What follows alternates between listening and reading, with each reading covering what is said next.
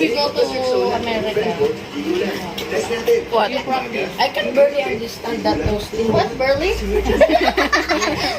What barely? I'm done. Because, it's easy to learn. Because he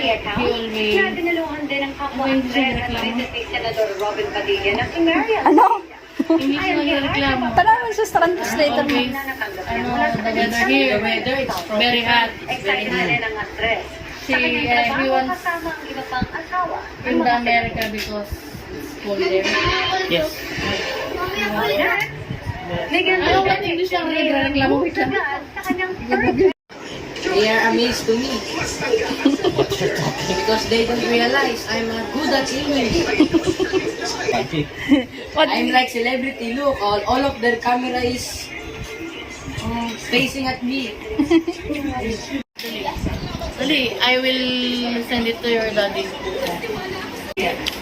The ants? The ants? Ants. Yeah. Langgam.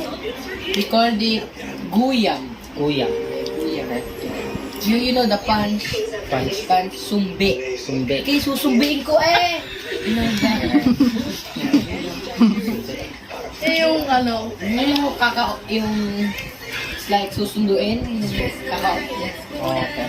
Kakaonin ko ng mamay! Ganon. Yung mamay, you know that, a grandfather. Lolo. Mamay in Asag ka mamay! Where's the mamay? Where's the mamay? Grandfather. Yes.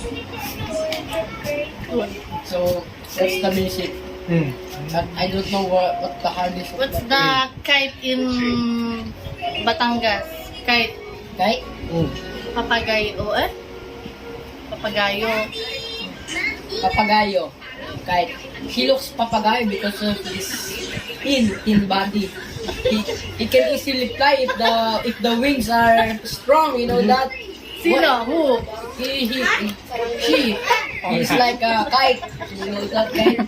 In a mountain, Yeah. it's a very strong wind. He jump, he almost Fly away. yeah. Daddy is addicted to like chicken, Sabong. sabong, something like that. In their mommy and my daddy, he fight, always fight. Like sabong. Nagsasabong na